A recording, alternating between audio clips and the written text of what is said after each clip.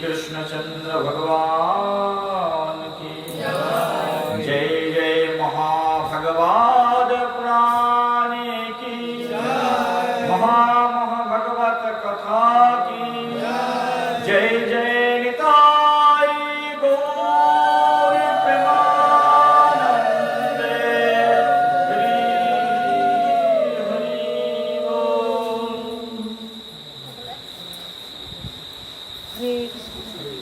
আমরা গতদিন ভাগবত কথার শুভ সূচনা করেছিলাম।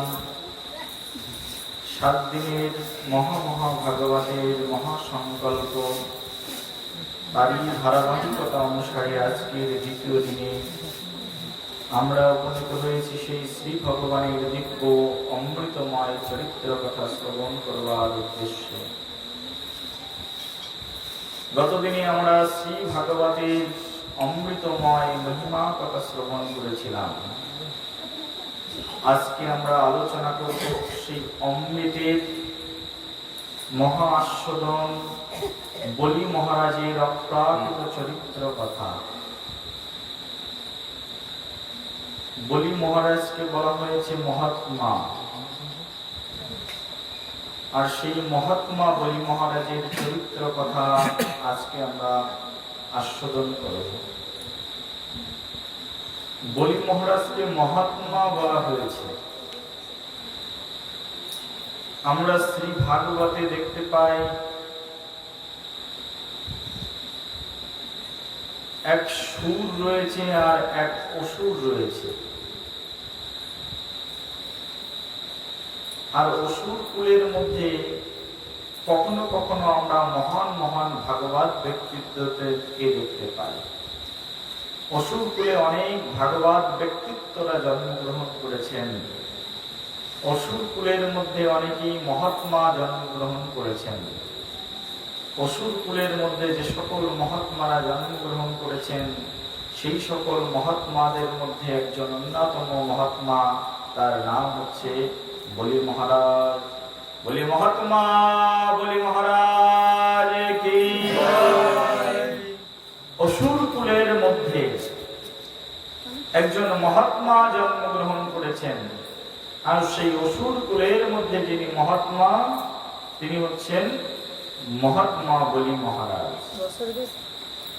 আমরা সেই মহাত্মা বলি মহারাজের অপ্রাকৃত চরিত অমৃত আস্বাদন করবার নিমিত্তে এখানে উপনীত হয়েছে। একদিন নয়, 2 দিন নয়, 7 দিন ধরে আমরা মহাত্মা বলি মহারাজের দিব্য চরিত্র কথা আস্বাদন করব। আমাদের এই জগতের অনেকের ধারণা রয়েছে যারা অত্যন্ত খারাপ তারা কি কখনো ভগবানের ভক্ত হতে পারে? কিন্তু আমরা যদি ভাগবত শাস্ত্র মন্থন করি, আমরা যদি পুরাণ আদি গ্রন্থ মন্থন করি, তাহলে আমরা দেখতে পাই সেই সকল গ্রন্থের আলোকে যে সবচেয়ে খারাপ ব্যক্তি যারা, তারাই একদিন ভগবানের প্রিয় ভক্তে রূপান্তরিত হয়েছে। আমরা দেখেছি জগাই মাধাইকে। জগাই মাধাইয়ের মতো খারাপ ব্যক্তি পৃথিবীতে আর ছিল কি? জগাই মাধাই কত পাপাচারী ছিল, কিন্তু শ্রীপাদ নিত্যানন্দ প্রভু এবং পতিত পাবন শ্রী চৈতন্য মহাপ্রভুর অহৈতুকী কৃপাতে সেই জগাই মাধাই পর্যন্ত কৃষ্ণ ভক্তে রূপান্তরিত হয়ে গেছে। সেই জন্য আমরা ভাগবত শাস্ত্র, পুরাণ আদি নিখিল শাস্ত্র আমরা যদি অনুসন্ধান করি, আমরা দেখতে পাই অনেক অসুরগণ তারা মহাত্মায় পরিণত হয়ে গেছেন। অসুর কুলে অনেক মহাত্মাদের জন্ম হয়েছে। অসুর কুলের মধ্যে যে সকল মহাত্মাদের জন্ম হয়েছে তার মধ্যে অন্যতম হচ্ছেন এই বলি মহারাজ। বলি মহারাজকে শাস্ত্র বলছেন বলি মহারাজ অন্য কেউ নন। বলি মহারাজ কে? তা বলছেন বলি মহারাজ হচ্ছেন সাক্ষাৎ মহাত্মা। তো বলি মহারাজকে মহাত্মা কেন বলা হলো? মহাত্মা মানে কি? মহৎ আত্মা যার, তিনি হচ্ছেন মহাত্মা। অসুর কুলে জন্মগ্রহণ করেছেন কিন্তু মহান আত্মার অধিকারী হয়েছেন বলি মহারাজ।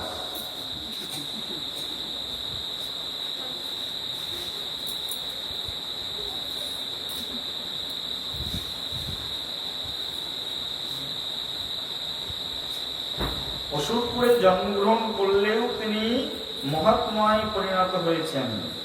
কেন মহাত্মায় পরিণত হয়েছেন সেই সকল কথা আমরা ধারাবাহিকভাবে শ্রবণ করব। তার কারণ যার আত্মা উন্নত, যার চেতনা উন্নত, এই জগতে তিনি মহাত্মা হতে পারেন। ব্রাহ্মণ কুলে জন্মগ্রহণ করলেই তিনি যে ব্রাহ্মণ হবেন এমনটি নয়।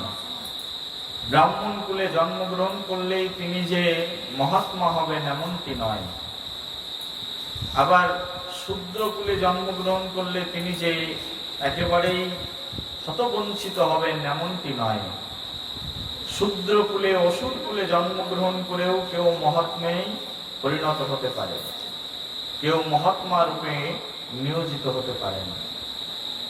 তারই প্রকৃষ্ট উদাহরণ হচ্ছেন বলি মহারাজ। তিনি অধম কুলে জন্মগ্রহণ করেছেন, তিনি অসুর কুলে জন্মগ্রহণ করেছেন, কিন্তু এমন বদন্যতা তিনি দেখিয়েছেন, এমন মহান চরিত্রের পরিচয় তিনি প্রদান করেছেন। সমগ্র ভাগবত শাস্ত্র সেই বলি মহারাজকে মহাত্মা উপাধি প্রদান করেছেন। বলি মহারাজ শ্রী ভগবানের চরণে তার সম্পূর্ণ রূপে নিজেকে সমর্পণ করে দিয়েছেন, মহাদান করেছেন বলি মহারাজ। এই কারণে বলি মহারাজ মহাত্মায় পরিণত হয়েছেন। সেই সম্পর্কে ভাগবত মহাপ্রাণ সেই মহাত্মার চরিত্র কথা বর্ণনা করতে গিয়ে বলছেন, পরাজিত শ্রীয় সুবিচারী পিতাহিন্দ্রেণ রাজেন ভৃগুবিঃ স্বজীবিতা সর্বয়ত্মনাতন অভজত ধীগণা বলি শিষ্য মহাত্মায় অর্থ নিবেদনম। এই শ্লোকে মহাত্মা শব্দটি উচ্চারণ করেছেন শ্রীপাদ সুখদেব গোস্বামী। সুখদেব গোস্বামী বলছেন যে সর্বত্মনাতানুজ ভাজ ভীগুণ বলি শিষ্য মহাত্মানর্থ নিবেদনম। এই শ্লোকের মধ্যে সুখদেব গোস্বামী বলছেন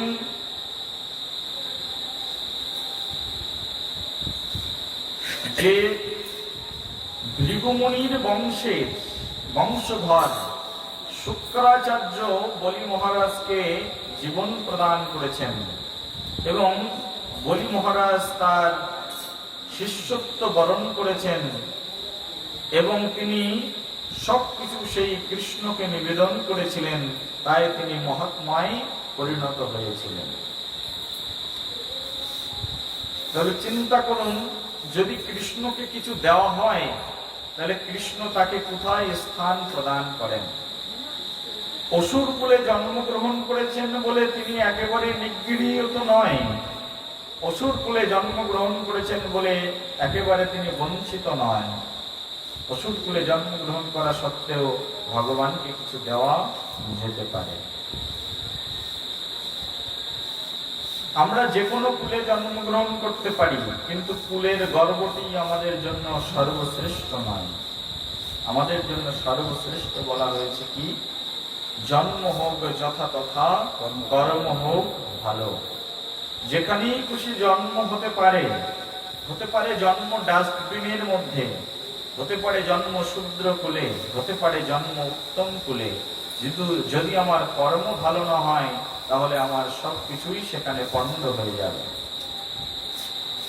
আপনি কোথায় জন্মালেন সেটা বিবেচ্য বিষয় নয়।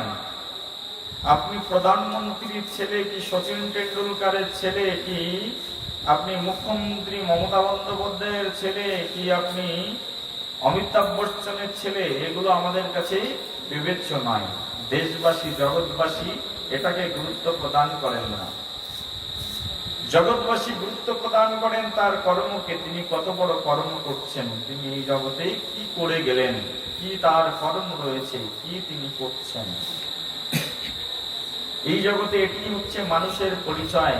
তার কর্মটি শুধুমাত্র তাকে গর্বান্বিত করতে পারে, কর্মটি তাকে শ্রেষ্ঠত্বের উপাধিতে ভূষিত করতে পারে। ভাগবত মহাপুরাণ আমাদেরকে এই শিক্ষা প্রদান করছেন যে এই জগতে কর্মটি হচ্ছে একমাত্র শ্রেষ্ঠ বস্তু।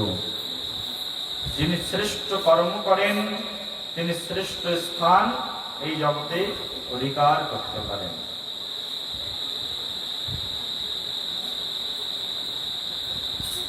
মহাত্মা বলি মহারাজ সম্পর্কে আলোচনা করার প্রারম্ভে মহাত্মা বলি মহারাজ সম্পর্কে আমাদের ব্যাকগ্রাউন্ড কিছু জানবার প্রয়োজন রয়েছে, আছে কি নেই? কোথার থেকে এসেছেন এই বলি মহারাজ? আমাদের এই সমাজে দেবতা রয়েছে, দেবতাদের সঙ্গে অসুরও রয়েছে, আছে কি নেই?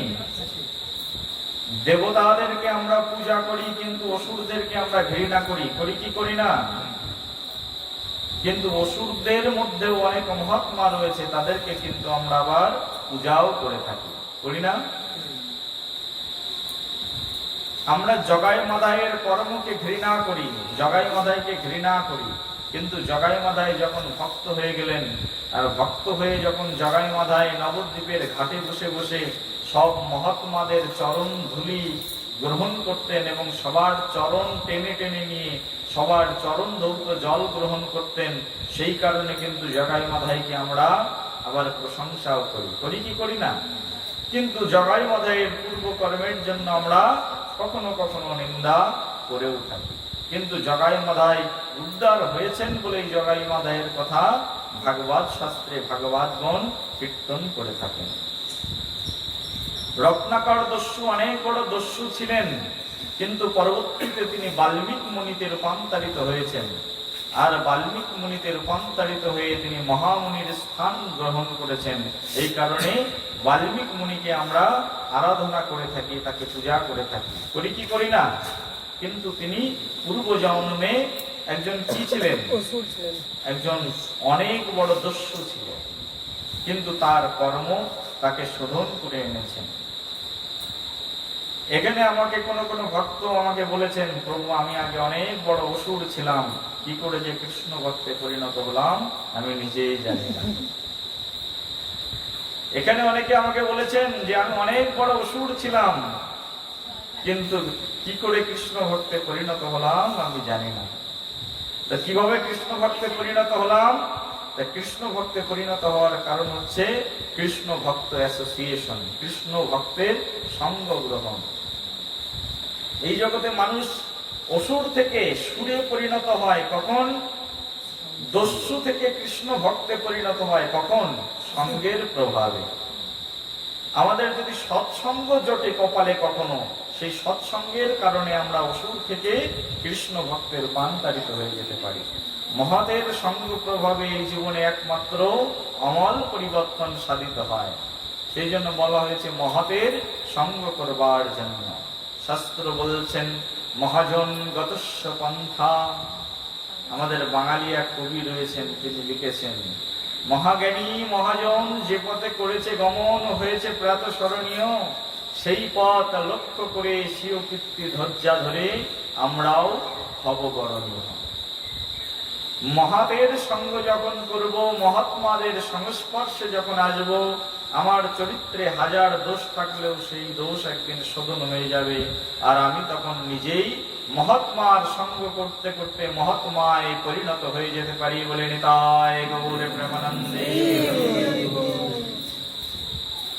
যেমন ভাবে পরশমণির সংস্পর্শে যদি একটা লোহা আসে, সেই লোহাও একদিন পরশমণির সংস্পর্শে এসে সেই লোহাটাও স্বর্ণে পরিণত হয়ে যায়, তেমনি ভাবে মহা মহা অপরাধ থাকলেও, ডাকু থাকলেও, দস্যু থাকলেও, পৃথিবীর সবচেয়ে ঘৃণিত চরিত্রের অধিকারী থাকলেও যদি মহাত্মাদের সঙ্গ করা হয়, তাহলে সেই মহাত্মাদের সঙ্গ করতে করতে আমরাও একদিন মহাত্মায় পরিণত হয়ে যেতে পারি বলি গৌর প্রেমানন্দে।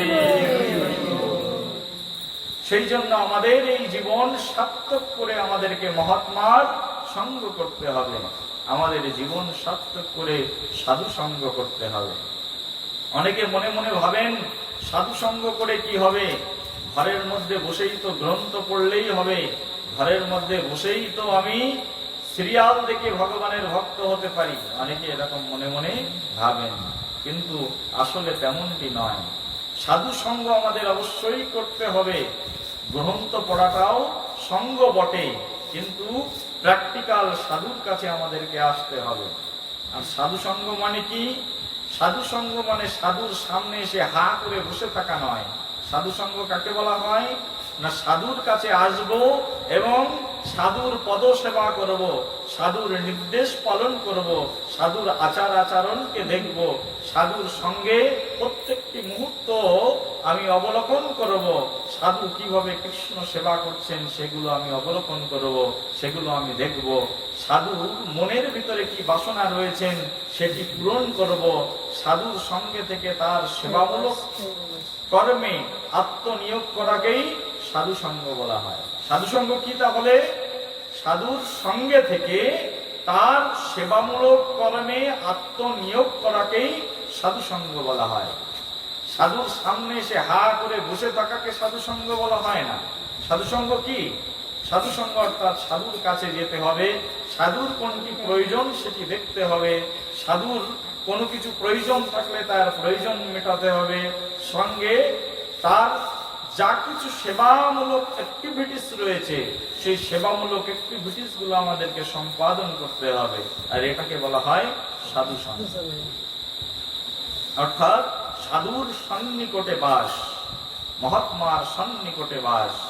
আর যখন এই মহাত্মার সন্নিকটে বাস করব, তখন আমিও একদিন ওই রকম পরশমণির সংস্পর্শে লোহা আসলে যেমন সোনা হয়ে যায়, তেমনি সাধুর সংস্পর্শে এসে আমিও একদিন মহাত্মায় পরিণত হয়ে যাব বলি হরি হরি হরি হরি। সেই জন্য আমাদের জীবনকে সাধু সঙ্গে অতিবাহিত করবার কথা আমাদের ভাগবত শাস্ত্র প্রদান করেছেন। এখানে বলি মহারাজকে সেই জন্য মহাত্মা বলা হয়েছে, কারণ বলি মহারাজ মহাত্মায় পরিণত হয়েছেন। মহাত্মায় পরিণত হওয়ার পিছনে তার কিছু কারণ রয়েছে। বলি মহারাজ মহাত্মায় পরিণত হয়েছেন, তার প্রকৃষ্ট কারণ হচ্ছেন তিনি তার পিতামহ প্রহ্লাদ মহারাজের সঙ্গ গ্রহণ করেছেন। কার সঙ্গ গ্রহণ করেছেন? প্রহ্লাদ মহারাজের সঙ্গ তিনি গ্রহণ করেছেন। প্রহ্লাদ মহারাজ এমন উন্নত চরিত্রের একজন মহাত্মা ছিলেন, যদি কেউ একবার প্রহ্লাদ মহারাজের সংস্পর্শে আসবে, প্রহ্লাদ মহারাজের মুখের কথা শ্রবণ করবেন, প্রহ্লাদ মহারাজকে একবার নমস্কার করবেন, প্রহ্লাদ মহারাজের সেই সদ্গুণাবলীতে বিভূষিত হয়ে তিনিও কৃষ্ণ ভক্তে রূপান্তরিত হয়ে যাবেন। এমনই মহৎ গুণের অধিকারী ছিলেন প্রহ্লাদ মহারাজ। আর বলি মহারাজ আলাদা কেউ ছিলেন না। বলি মহারাজ কে ছিলেন? তা বলি মহারাজ হচ্ছেন অসুর কুলে জন্মগ্রহণ করেছিলেন। কোথায় জন্মগ্রহণ করেছিলেন? অসুর কুলে জন্মগ্রহণ করেছিলেন। অসুর কিভাবে জগতে আসলো? আমাদের একজন মহামুনি ছিলেন ভাগবত পুরাণে, আর তার নাম হচ্ছে কশ্যপ ঋষি, কশ্যপ মুনি। কশ্যপ মুনির দুইজন পত্নী ছিল, একজনের নাম হচ্ছে দিতি আর একজনের নাম হচ্ছে অদিতি। এই দুইজন প্রধান পত্নী বলা হয়। এছাড়াও দক্ষ মহারাজের 13টি কন্যাকে তিনি বিবাহ করেছিলেন বলে শাস্ত্রে প্রমাণ পাওয়া যায়। কশ্যপ মুনির একজন পত্নী, তার নাম হচ্ছে দিতি। একবার মহারানী দিতি কশ্যপ মুনিকে বললেন, কশ্যপ মুনি তখন সবে মাত্র সাধনা করে আশ্রমে ফিরে এসেছেন। আশ্রমে ফিরে আসলে তখন সেই দিতি তখন কশ্যপ মুনিকে বললেন যে আমি তোমার সঙ্গ গ্রহণ করতে চাই। তখন কশ্যপ মুনি বলছেন, এখন সন্ধ্যাকাল, গোধূলি লগ্ন, এখন স্ত্রীর সঙ্গে গমন করা পুরুষের যথোপযুক্ত কর্ম বলে বিবেচিত হবে না। তখন স্ত্রী বলছেন, না, তুমি আমাকে অনেক বঞ্চনা করেছ, আজকে আমি কোনো বঞ্চনায় আর শুনতে রাজি নই। মহাজ্ঞানী মহামুনি কশ্যপ মুনি অনেক করে তার স্ত্রীকে বুঝাতে থাকলেন এবং কশ্যপ মুনি তার স্ত্রীকে বললেন, এখন সন্ধ্যাকাল, আর সন্ধ্যাকালটি হচ্ছে ভগবান শিবের যাতায়াত কাল। ভগবান শিব এই সন্ধ্যাবেলায় তিনি এই স্থান থেকে ওই স্থানে, ওই স্থান থেকে ওই স্থানে গমনাগমন করেন। আর সেই জন্য সন্ধ্যাকালে সবাই ধূপ দ্বীপ জ্বালিয়ে ভগবান শ্রীহরির উপাসনা করেন।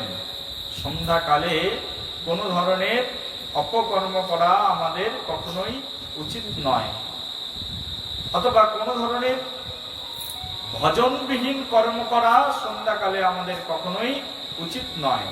কশ্যপ মুনি বুঝাতে থাকলেন তার স্ত্রী দিতিকে, কিন্তু তার স্ত্রী দিতি মহারানী কোন রকমে বুঝতে রাজি হচ্ছিলেন না সেই কশ্যপ মুনির কথা। সন্ধ্যাকালে শিবজি মহারাজ কি করেন? তিনি গমনাগমন করেন, তিনি পরিভ্রমণ করতে থাকেন। আর শিবজি ভগবানের সঙ্গে তার যত সার্ভেন্টগণ রয়েছেন, ভূত প্রেত পিশাচী, তারা গমনাগমন করেন।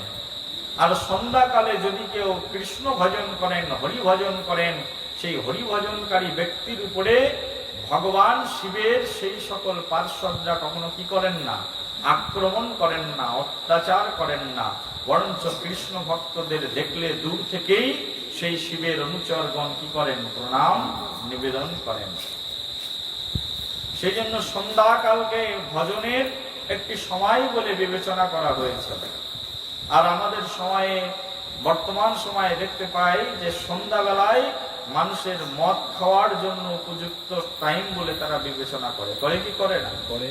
সন্ধ্যাবেলাটাই হচ্ছে তাদের জন্য সর্বশ্রেষ্ঠ মদ খাওয়ার সময়। সন্ধ্যাবেলাটাই হচ্ছে আড্ডা মারার জন্য সবচেয়ে বেস্ট টাইম। সন্ধ্যার টাইমটাই হচ্ছে পার্কের মধ্যে বসে টাইম স্পেন্ড করার সবচেয়ে উত্তম একটি মুহূর্ত। কিন্তু আমাদের ভাগবত আদি মহাপ্রাণ শাস্ত্র বলছেন সন্ধ্যার সময়টা আমাদের কখনোই বৃথা কাটানো উচিত নয়। সন্ধ্যার মুহূর্তে, গোধূলি লগ্নে আমাদের যে যেখানেই থাকি না কেন, সেখান থেকেই আমাদেরকে প্রার্থনায় এসে উপনীত হতে হয়, ভগবান শ্রীহরির চরণে আত্মসমর্পণ করতে হয়। সন্ধ্যার মুহূর্তটাকে ভগবান শ্রীহরির চরণে আত্মনিয়োগ করবার জন্য একটি উত্তম সময় বলে বিবেচনা করা হয়েছে। ভগবান শিব তিনি কেন ভূত প্রেতদেরকে সঙ্গে করে নিয়ে থাকেন জানেন তো? শিবের কি আর কোনো কাজ নেই? শিব তো ভগবানের কি প্রিয় ভক্ত। তো ভগবানের প্রিয় ভক্ত তিনি ভূত প্রেত সঙ্গে করে নিয়ে থাকেন কেন? একবার শিব ভগবান তিনি দেখলেন যে পৃথিবীতে যত ভূত প্রেত পিশাচী ডাকিনী যোগিনী রয়েছে, তারা এত অত্যাচার শুরু করেছে, কোন মুনি ঋষিরা স্বাচ্ছন্দ্যে ভগবানের নাম জপ ধ্যান কীর্তন করতে পারছে না। তখন সব মুনি ঋষি দেবতাবৃন্দ, ভগবানের প্রিয় ভক্তগণ সবাই গিয়ে শিব মহারাজকে বললেন, হে মহারাজ শম্ভু, হে মহারাজ শঙ্কর, এই ভূত প্রেতের জন্য আমরা মোটেই কৃষ্ণ ভজন করতে পারছি না, তারা বিভিন্ন ভাবে আমাদেরকে অত্যাচার করেন। তখন শঙ্কর ভগবান বললেন, কোনো চিন্তা করার বিষয় নেই, যারা আমার প্রভুর ভজনকারী ভক্তদের উপরে অত্যাচার করে তাদেরকে আমি কখনোই ক্ষমা করব না। তখন শঙ্কর ভগবান সেই ভূত প্রেতদেরকে সকলকে ডাকলেন, ডেকে তখন ভূত প্রেতদের গলা ডাবিয়ে একদম তার কক্ষের মধ্যে রাখলেন, ডেকে বললেন, সব সময় আমার সঙ্গে থাকবে তোমরা, কখনোই আমাকে ওভারটেক করে কোথাও যাবে না, আমি আগে যাব, তারপরে তোমরা পিছনে পিছনে যাবে। তোমাদের অত্যাচারে ভগবানের ভক্তগণ অত্যাচারিত হয়ে উঠেছে, সেই জন্য শিব ভগবান বললেন, তোমাদের কেউ আশ্রয় যখন দিচ্ছে না, আজ থেকে তোমাদের আশ্রয়দাতা একমাত্র আমি, তোমরা আমার আশ্রয়ে থাকবে। তখন থেকে সেই ভূত প্রেত পিশাচী ডাকিনী তাদের আশ্রয়দাতা কে হয়ে গেলেন? ভগবান শঙ্কর হয়ে গেলেন। শঙ্কর তখন তাদেরকে আশ্রয় প্রদান করলেন। আর শঙ্কর তখন বললেন, সব সময় তোমরা কার সঙ্গে থাকবে? আমার সঙ্গে থাকবে। আমাকে ডিঙিয়ে কখনো কোথাও ভূত প্রেত ওদের তো আবার এক জায়গায় থাকতে মোটেও পছন্দ হয় না। শঙ্কর ভগবান হচ্ছেন ভগবান কৃষ্ণের প্রিয় ভক্ত। তিনি ভাবলেন, চিন্তা করো না, তোমাদের ঘুরতে ইচ্ছা, সন্ধ্যাবেলায় তোমাদেরকে আমি ঘুরতে নিয়ে বের হব। তখন শঙ্কর ভগবানের সঙ্গে সব ভূত প্রেত সব কি করেন? ঘুরতে বেরোন। আর শঙ্কর ভগবান ঘুরে ঘুরে সব ভক্তদেরকে দর্শন করেন এবং তাদেরকে প্রণাম নিবেদন করেন। আর যারা সন্ধ্যাবেলায় কৃষ্ণ ভজন করেন, হরি ভজন করেন, শঙ্কর ভগবান তাদের উপরে সন্তুষ্ট হয়ে তাদেরকে আশীর্বাদ প্রদান করেন বলে গৌর প্রেমানন্দে। আর যেসব মানুষ সন্ধ্যাকালীন সময়ে গধূলি লগ্নে কৃষ্ণ ভজন করেন না, যেসব মানুষ গধূলি লগ্নে ভগবানের ভক্তি অনুশীলন করেন না, শঙ্কর ভগবানের চেলাবেলাগণ গিয়ে তাদের সঙ্গে বসে তখন তাসের আড্ডায়, তখন তাদের সঙ্গে হুকোর আড্ডায়, গাজার আড্ডায় বসে থেকে তাদেরকে উপদ্রব করতে থাকেন বলে নিতাই গৌর। দশ অবতার তত্ত্বের মধ্যে একটি বিশেষ অবতার তত্ত্ব নাম হচ্ছে বরাহ রূপ। ভগবান বরাহ রূপ ধারণ করে হিরণ্যাক্ষকে কি করলেন? বধ করে সমগ্র সমাজে শান্তি প্রতিষ্ঠিত করলেন। হিরণ্যকশিপু থাকলেন, আর হিরণ্যকশিপুর প্রহ্লাদ মহারাজ সহ 4টি পুত্র সন্তান হলো। পরবর্তীতে প্রহ্লাদ মহারাজ অসুর বংশে জন্মগ্রহণ করেছিলেন। প্রহ্লাদ কোথায় জন্মগ্রহণ করেছিলেন? অসুর বংশে। আর প্রহ্লাদ মহারাজ যখন অসুর বংশে জন্মগ্রহণ করলেন, এক সময় হিরণ্যকশিপু যখন মৃত্যুবরণ করলেন ভগবান নৃসিংহদেবের হস্তে, তখন প্রহ্লাদ মহারাজ তৎকালীন সময়ে পৃথিবীর রাজা হলেন। দীর্ঘদিন প্রহ্লাদ মহারাজ যখন রাজত্ব করলেন, প্রহ্লাদ মহারাজের পুত্র তখন তার নাম হলো বিরোচন। বিরোচন তখন রাজা হলেন। আর বিরোচনের পুত্র হচ্ছেন এই বলি মহারাজ, বলি মহাত্মা বলি মহারাজ কি, ভগবান ভক্ত প্রহ্লাদ মহারাজ কি জয়। জয় বামন দেব ভগবান কি, নিতাই গৌর প্রেমানন্দে।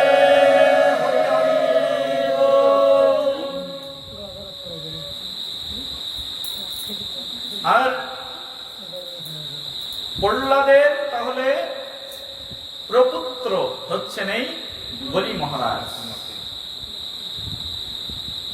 এই বলি মহারাজ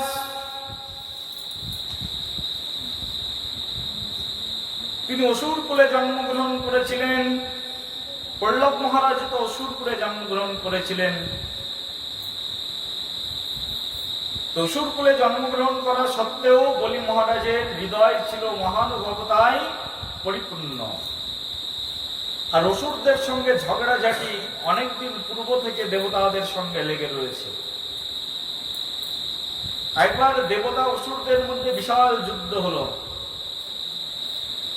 আর সেই যুদ্ধ কোন রকমে থামানো সম্ভব নয়। তখন দেবতারা আর অসুররা মিলে সমুদ্র মন্থনের আয়োজন করলেন। সেই সমুদ্র মন্থন থেকে অমৃত উৎপাদিত হবে। আর সেই অমৃত বন্টন করবার জন্য ভগবান নিজেই মোহিনী মূর্তি ধারণ করলেন। সাক্ষাৎ ভগবান মোহিনী মূর্তি ধারণ করে অসুরদেরকে বঞ্চনা করলেন আর দেবতাদেরকে অমৃত প্রদান করলেন। সেই তখন থেকে অসুরদের সঙ্গে দেবতাদের ঝগড়া লেগেই রয়েছে। দুই গোত্রের মধ্যে কি ঝগড়াঝাটি, দুই বংশের মধ্যে লেগেই রয়েছে। সে তখন থেকেই ঝগড়া চলছে, প্রচুর ঝগড়া চলছে অসুরদের সঙ্গে। কাদের? দেবতাদের। একবার দেবতারা তাড়া করেন অসুরদেরকে, আর অসুররা একবার তাড়া করেন দেবতাদের। কিন্তু শাস্ত্র অনুসন্ধান করলে দেখা যায় দেবতাদের চেয়ে 1000 গুণে শক্তিশালী ছিলেন অসুররা। কাদের চেয়ে শক্তিশালী? দেবতাদের চেয়ে 1000 গুণে শক্তিশালী ছিলেন অসুররা। কিন্তু অসুররা শক্তিশালী হলে কি হবে? অসুরদের মনোবৃত্তি ছিল অত্যন্ত দুর্বল। দেখবেন অনেক মানুষের গ্রামের মধ্যে দোতলা 3তলা বাড়ি রয়েছে, আছে না নেই? 4তলা 5তলা বাড়ি রয়েছে, প্রচুর টাকা রয়েছে, কিন্তু মনোবৃত্তি অনেক কৃপণতায় পরিপূর্ণ। তাদের ঘরের মধ্যে না কোনো মহন্তরা আগমন করেন, না কোনো মহৎ ব্যক্তি তার ঘরের মধ্যে আগমন করেন, যাতায়াত করেন। সেই কারণে অনেক অর্থবিত্ত থাকলেও সে ভোগ কিন্তু করতে পারে না। অর্থ রয়েছে, শাড়ি কাপড় রয়েছে, কিন্তু সেগুলো শোকেসের মধ্যেই পচে যাচ্ছে। মৃত্যুর পরে সব শাড়ি কাপড় কি তার মেয়েরা, জামাইরা, কি সবাই বৌমারা ভাগাভাগি করে নেয়। অনেক কিছু রয়েছে সোনা দানা, কিন্তু করতে পারছে না, কারণ তার জীবনটা হচ্ছে কৃপণতায় পরিপূর্ণ। এই যে আমাদের এখন ভাগবত অনুষ্ঠান হচ্ছে, সবাইকে বলেছি ভালো ভালো কাপড় পরতে। কেউ কেউ পরে এসেছেন, কেউ কেউ পরে আসছেন না। হ্যাঁ, আবার মহাত্মা ভাগবত ভক্তরা তাদের গৃহে আগমন করছেন, অর্থাৎ তাদের ইন্টেলিজেন্স রয়েছে। আবার যারা রয়েছেন এরকম অধঃপতিত জীব, প্রচুর অর্থ রয়েছে, শক্তিশালী, তারা অনেক টাকা পয়সার মালিক, কিন্তু অর্থ খরচ করার তাদের জায়গা নেই। অর্থ সিন্ধুকের মধ্যে রয়েছে, অর্থ ব্যাংকের মধ্যে রয়েছে। কত কোটি টাকার মালিক? বাবু আমি তো 10 কোটি টাকার মালিক। যখন মরে যাচ্ছে তখন কত কোটি টাকার মালিক? তখন আমি 10 কোটি টাকার মালিক। বলছি বাবু তুমি যখন যাবে, এখনই তো তুমি মরবে, হাসপাতালের বেডে ঢুকে ঢুকে মরছো, তো এখনই তো তুমি মৃত্যুবরণ করবে, একটা টাকা অন্তত হাতে করে নিয়ে যাও। যদি জল খেতে প্রয়োজন হয়, জল খাওয়ার জন্য একটা টাকা নিয়ে যেতে পারবে? 10 কোটি টাকা কোথায় আছে? ব্যাংকের মধ্যে রয়েছে, কিন্তু একটা টাকা হাতে করে নিয়ে যেতে পারবে কিসে? একটা টাকাও ক্ষমতা নেই তার হাতে করে নিয়ে যাওয়া, কিন্তু প্রচুর টাকা। অসুরদের মধ্যে দেবতাদের মধ্যে অনেক শক্তির কি রয়েছে? পার্থক্য রয়েছে, আর সঙ্গে সঙ্গে বুদ্ধিরও অনেক ভিন্নতা রয়েছে। দেবতাদের উন্নত বুদ্ধি বলা হয়েছে। উন্নত বুদ্ধি কেন? দেখবেন ভগবানের ভক্ত যারা হয় না, তারা যদি গরিব হয়, যদি একটা খড়ের কুঠিরের মধ্যেও বাস করে, তথাপিও তার কিন্তু সমাজে একটা প্রতিপত্তি রয়েছে, সমাজে আলাদা একটি জায়গা আছে, আছে কি নেই? কিন্তু একজন শিল্পপতি মানুষ, তার অনেক টাকা রয়েছে, কিন্তু তার কাছে কিন্তু মানুষ সমাজে যায় না। সে যদি কিপটে হয়, যাবে কি? টাকা আছে অনেক, কিন্তু কোন ভিখারিকে দান করেন না, কোন অনুষ্ঠান বাড়িতে কিছু প্রদান করেন না, তার কাছে কেউ যাবে? কিন্তু একজন ভগবানের ভক্ত, তার অর্থ নেই, বৃত্ত নেই, বৈভব নেই, সম্পদ নেই, কোনো কিছুই নেই, তার হৃদয়ের মধ্যে কৃষ্ণের প্রতি ভক্তি রয়েছে। হাজার হাজার মানুষ কিন্তু তার কাছে যায়, তার চরণধুলি গ্রহণ করে, তার চরণামৃত গ্রহণ করে এবং তার সেবা করার চেষ্টা করে। করে কি করে না? একজন ভগবানের ভক্ত, তার হয়তো অর্থ নেই, কিন্তু কি রয়েছে? তার উন্নত মনোবৃত্তি রয়েছে। যার উন্নত মনোবৃত্তি রয়েছে তাদেরকে এই জগতে সবাই কি করেন? ওয়েলকাম জানান। শক্তিতে বড় হলে কখনো বড় হওয়া যায় না। শক্তি কিন্তু সবসময় কাজে আসে না। অর্থ অনেক রয়েছে, কিন্তু অর্থ সবসময় আমাদের জীবনে কাজে আসে না। আসে কি? অর্থ রয়েছে অনেক, কিন্তু কোনোই কাজে আসে না অর্থ আমাদের, এমন পরিস্থিতিও আমাদের জীবনে আসে। তো সেই জন্য বুদ্ধি আর ভক্তিটাই হচ্ছে সবচেয়ে ঊর্ধ্ব স্তরে। সেই জন্য দেবতাদের হয়তো বা অসুরদের মতো শক্তি নেই, কিন্তু দেবতাদের কি রয়েছে? ভগবানের প্রতি ভক্তি রয়েছে, ভগবানের প্রতি ভালোবাসা রয়েছে। আর ভগবানকে যেহেতু দেবতারা ভালোবাসেন, আর ভগবানকে দেবতারা ভালোবাসবার কারণে ভগবান সাক্ষাৎ যখন অমৃত উৎপাদিত হয়েছে, অমৃত উঠেছে যখন সমুদ্র গর্ভ থেকে, তখন সেই অমৃত কি করেছেন? সেই অমৃত দেবতাদেরকে প্রাপ্ত করিয়ে দিয়েছেন সাক্ষাৎ ভগবান। কিন্তু অসুররা অনেক শক্তিশালী হলেও তারা কিন্তু অমৃতের অধিকারী হতে পারেনি। সেই জন্য আমাদের এই জগতেও দুই প্রকারের মানুষ রয়েছে, এক সুর রয়েছে আর এক অসুর রয়েছে। অসুরদের অনেক অর্থ রয়েছে, টাকা রয়েছে, অনেক সুন্দর সুন্দর ঘর রয়েছে, বাড়ি রয়েছে, কিন্তু চরম দিনে ভগবানের আশীর্বাদ কিন্তু তারা প্রাপ্ত হতে পারে না। কিন্তু যারা ভগবানের ভক্ত রয়েছে, হয়তোবা সে দারিদ্র সীমার নিচে রয়েছে, হয়তোবা সে অনেক অভাব অনাটনে রয়েছে, কিন্তু ভগবানের কৃপা কিন্তু তার উপরে পূর্ণ রূপে রয়েছে। সেই জন্য কারোর উপরে যদি ভগবানের কৃপা থাকবে, কারোর উপরে যদি ভগবত কৃপা থাকবে, তাহলে তাকেই এই জগতে একমাত্র উত্তম বলে পরিগণিত করা হয়েছে। সেই জন্য এই অসুর এবং দেবতাদের মধ্যে অনেক দিন আগে থেকে যুদ্ধ চলেই যাচ্ছে। অসুররাও যুদ্ধ করছে, দেবতারাও যুদ্ধ করছে, সেই যুদ্ধ যেন শেষ হয় না। একবার বিশাল যুদ্ধ হলো অসুরদের সঙ্গে, কাদের না, অসুরদের সঙ্গে দেবতাদের বিশাল যুদ্ধ হলো। আর সেই বিশাল যুদ্ধের মহানায়ক ছিলেন বলি মহারাজ। অসুরদের সঙ্গে দেবতাদের তো অনেকবার যুদ্ধ হয়েছে, এবার যখন যুদ্ধ হলো তখন অসুরদের যিনি প্রধান ছিলেন তিনি ছিলেন বলি মহারাজ। আর বলি মহারাজের নেতৃত্বে দেবতাদের সঙ্গে অসুরদের বিশাল যুদ্ধ শুরু হয়ে গেল।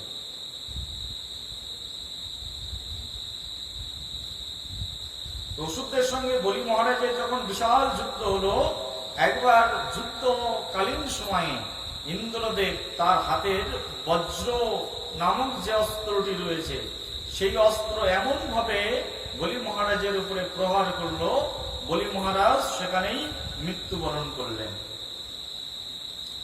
আর বলি মহারাজ যখন মৃত্যুবরণ করলেন, বলি মহারাজ মৃত্যুবরণ করার পরে তো বলি মহারাজের অনেক মিত্রগণ সেখানে ছিল, তারাও বলি মহারাজের হয়ে যুদ্ধ করছিলেন।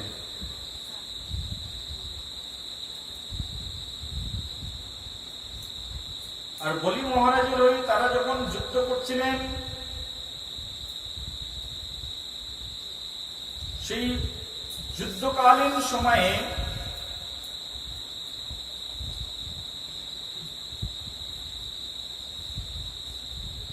এখানে ভাগবত মহাপুরাণ বলছে,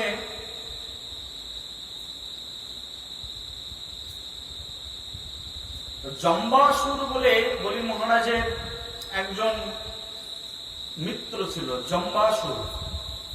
তো বলি মহারাজের সঙ্গে যখন যুদ্ধ হলো, তো বলি মহারাজের সঙ্গে যুদ্ধকালীন সময়ে ইন্দ্রের বজ্রে যখন বলি মহারাজের উপরে আঘাত আনলো, তখন সেই জম্বাসুর তিনি গেলেন পুনরায় যুদ্ধ করবার জন্য ইন্দ্রদেবের সঙ্গে।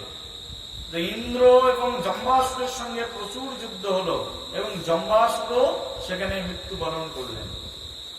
আর জম্বাসুর যখন মৃত্যুবরণ করলেন, তখন জম্বাসুরের নাতি ছিল, তার নাম হচ্ছে নমুচি। সেই নমুচিকে তখন নারদ মুনি বললেন যে তুমি যাও এখন যুদ্ধ করবার জন্য অসুরের কুল থেকে। তখন নমুচির সঙ্গে বিশাল যুদ্ধ হলো সেই ইন্দ্রদেবের। নমুচিকে বারবার ইন্দ্রদেব মারছেন, কিন্তু নমুচি মৃত্যুবরণ করছে না। তখন ইন্দ্রদেব বলি মহারাজের মতো মহান পারঙ্গম যোদ্ধাকে হারিয়ে দিলেন, কিন্তু নমুচিকে আর হারাতে পারছেন না, কারণ বাঁশের চেয়ে কুঞ্চি শক্ত রয়েছে। তো নমুচি এমন যোদ্ধা ছিলেন, তাকে কোন অস্ত্রে মৃত্যুদণ্ড প্রদান করা যাচ্ছে না। তখন আকাশবাণী হলো, তুমি যদি সেই নমুচিকে মারতে চাও তাহলে সেই অস্ত্র দিয়ে তাকে প্রহার করতে হবে, যে অস্ত্র শুষ্কও নয় আবার আর্দ্রও নয়। অর্থাৎ শুকনো অস্ত্র দিয়ে তাকে মারা যাবে না, আবার আর্দ্র রসালো অস্ত্র দিয়েও তাকে মারা যাবে না। তখন ইন্দ্রদেব অনেক চিন্তা করে তিনি ভাবলেন এমন কি অস্ত্র আছে যা দিয়ে তাকে মারা যাবে। তখন তিনি ভাবলেন ফেনা দিয়ে তাকে মারতে হবে, সেটা আর্দ্রও নয় আবার শুষ্কও নয়। ফেনা নামক একটি অস্ত্র উৎপাদন করে তখন তিনি সেই নমুচিকে মেরে দিলেন। তখন আর যে সকল অসুর কুলের বীরেরা ছিল তারা সব ভয়ে সেখান থেকে পালিয়ে তারা আত্মগোপন করলেন। এইভাবে ইন্দ্রদেব প্রচুর অসুরদেরকে সংহার করলেন। তখন বলি মহারাজকে যখন মেরে দিলেন, বলি মহারাজের স্কন্ধ থেকে কিন্তু এখনো ধড় আলাদা হয়নি, অর্থাৎ সবাই ভাবলেন এখনো যদি ট্রিটমেন্ট করা যায় তাহলে বলি মহারাজ হয়তোবা বেঁচে যেতেও পারেন।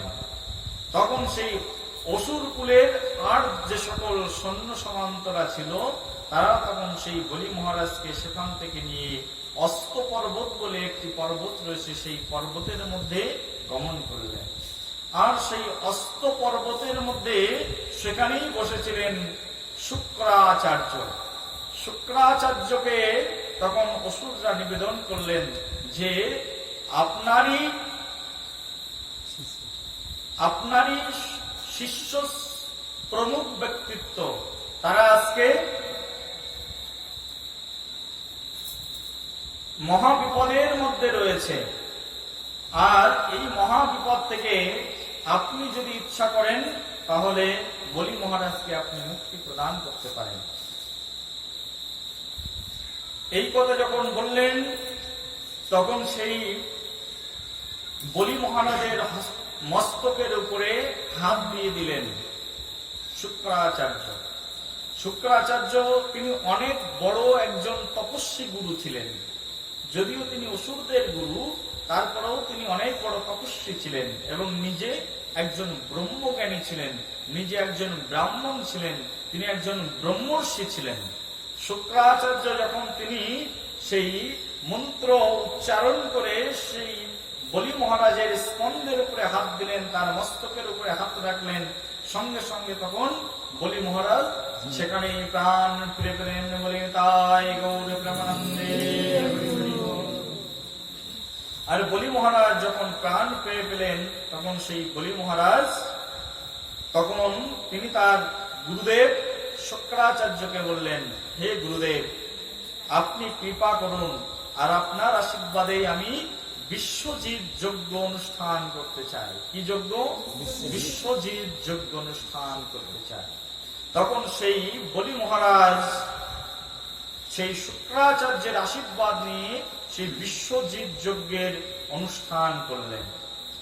বিশ্বজিৎ যজ্ঞ অনুষ্ঠান করলে কি হয়, কেউ যদি কোন রাজা যদি বিশ্বজিৎ যজ্ঞের অনুষ্ঠান করে তার জন্য অনেক বেদজ্ঞ ব্রাহ্মণ পণ্ডিতের প্রয়োজন হয়। আর সেই সকল বেদজ্ঞ ব্রাহ্মণ পণ্ডিত সবাই মিলে যখন মন্ত্র উচ্চারণ করে সেই বিশ্বজিৎ যজ্ঞ সম্পাদন করেন, সেই বিশ্বজিৎ যজ্ঞ সম্পাদিত হলে তখন সেখান থেকে অনেক অস্ত্র উৎপাদিত হয়, অনেক সৈন্য সামন্ত উৎপাদিত হয় এবং বিপক্ষ দলকে প্রতিহত করবার জন্য অনেক ধরনের শিক্ষা সেখান থেকে লাভ করা যায়। তখন সেই বিশ্বজিৎ যজ্ঞের আরম্ভ করা হলো। আর সেই বিশ্বজিৎ যজ্ঞ আরম্ভ করলেন সাক্ষাৎ তাদের গুরুদেব, নাম কি বললাম? শুক্রাচার্য। শুক্রাচার্য অনেক ব্রাহ্মণদেরকে সঙ্গে নিয়ে সেখানে তিনি সেই বিশ্বজিৎ যজ্ঞের আয়োজন করলেন। শাস্ত্রে মহাভাগবত বলছেন, তম ব্রহ্মণা ভৃগপাপিয়মনা অযজোয়ানা বিশ্বজিতান ত্রিনকম জিগিষ্যনম বিধিনায়োভিচ্ছয়ভিষেকনা মহায়নুভবঃ। তখন সেই ভৃগুমুনির বংশধর ব্রাহ্মণেরা ইন্দ্রলোক জয়ের অভিলাষী সেই বলি মহারাজের জন্য তারা মহা অভিষেকের আয়োজন করলেন এবং সেই বিশ্বজিৎ যজ্ঞের মহা আয়োজন তারা করলেন। আর এমন করে সেই বিশ্বজিৎ যজ্ঞ অনুষ্ঠিত হতে শুরু হলো। সেই বিশ্বজিৎ যজ্ঞে কোন ধরনের কৃপণতা করলেন না বলি মহারাজ। বলি মহারাজ প্রথম থেকেই ছিলেন তিনি অত্যন্ত নিষ্ঠাপরায়ণ এবং দানবীর। যেহেতু প্রহ্লাদ মহারাজের সঙ্গ প্রভাব সেই বলি মহারাজের মধ্যে রয়েছেন, আর এই কারণে তিনি অনেক বড় দানবীর ছিলেন। তিনি কিন্তু কৃপণ ছিলেন না। সাধারণত অসুররা একটু কৃপণ টাইপের হয়, কিন্তু বলি মহারাজ তিনি প্রহ্লাদ মহারাজের সঙ্গ প্রভাবে তিনি দানবীর হয়ে উঠেছিলেন। তিনি যখন সেই বিশাল বিশ্বজিৎ যজ্ঞের আয়োজন করলেন, সেই যজ্ঞে কি হলো শাস্ত্র বলছেন, তত রথ কাঞ্চন পট্র নব্দ হৃদয় ত্রঙ্গ বর্ণনা ধ্বজাচ সিংহাসন বিরাজমান ভূতয়াসনং আস হরভূতিষ্ঠতাত। তখন সেই বিশ্বজিৎ যজ্ঞ থেকে সেখানে সেই অগ্নির মধ্য থেকে স্বর্ণময় রেশমি বস্ত্রে আচ্ছাদিত একটি রথ সেখান থেকে উত্থিত হলো। কি উঠলো? একটা রথ উঠে আসলো। সেই রথ একদম দেখতে ইন্দ্রের রথের মতো, ইন্দ্রের অশ্বের মতো পীতবর্ণের কতগুলো অশ্ব সেখান থেকে আবির্ভূত হয়ে গেল, এবং সিংহ চিহ্নিত একটি ধ্বজা সেখান থেকে উত্থিত হলো, সেখান থেকে উঠে আসলো। কি চিহ্নিত ধ্বজা? সিংহ চিহ্নিত ধ্বজা। সেই ধ্বজা তখন তিনি রথের উপরে লাগালেন। সেই আর কি উঠলো? শুধু এইগুলোই ওঠেনি সেই বিশ্বজিৎ যজ্ঞ থেকে। বিশ্বজিৎ যজ্ঞ থেকে আর কি কি উঠেছে শাস্ত্র বলছেন, ধনুচ দিব্যম পুরাটৈপনন্দম তুলৌ অরকতৌ কবচম দিব্যম পিতামহো তস্য দদৌ চ মললম অম্লম পুষ্পম জলম চ চক্রুহু।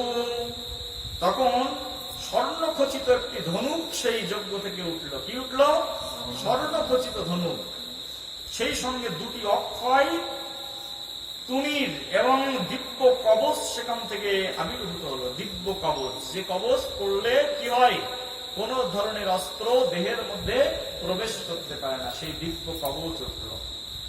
আর মহারাজ বলিকে তার পিতামহ প্রহ্লাদ একটি পুষ্পের মালা প্রদান করেছিলেন। কি প্রদান করেছিলেন? পুষ্পের মালা। আর বলি মহারাজকে প্রহ্লাদ মহারাজ এমন একটা পুষ্পের মালা প্রদান করেছিলেন, যে পুষ্পের মালা সারাদিন গলায় থাকলেও, সারা রাত গলায় থাকলেও কখনো মিলান হয় না, কখনো গন্ধহীন হয় না, কখনো শুষ্ক হয় না, কখনো ড্রাই হয় না। যদি ভিজেও যায় সেই মালা আর্দ্র হয় না। এইরকম একটি বিজয় মাল্য প্রদান করেছিলেন প্রহ্লাদ মহারাজ। প্রহ্লাদ মহারাজের কাছে যখন গেলেন কে? বলি মহারাজ আশীর্বাদ গ্রহণ করতে, তখন নিজের পুত্র বলে কথা, সেই জন্য তিনি এমন একটি বিজয় মাল্য প্রদান করলেন, যে মালা কখনো কি হয় না, সেটা কখনো শুষ্ক হয় না, আর্দ্র হয় না। সেই বিজয় মাল্য প্রহ্লাদ মহারাজ তাকে প্রদান করলেন। দেখুন কত বড় বস্তু। ভগবান যদি কাউকে কোনো জিনিস দেয়, তা কিন্তু ধ্বংস হওয়ার সম্ভাবনা থাকলেও থাকতে পারে, কিন্তু ভগবানের ভক্ত যদি হাতে করে কোনো জিনিস দেয়, তাহলে সেটা জীবনে কখনো ধ্বংস হয় না। বলে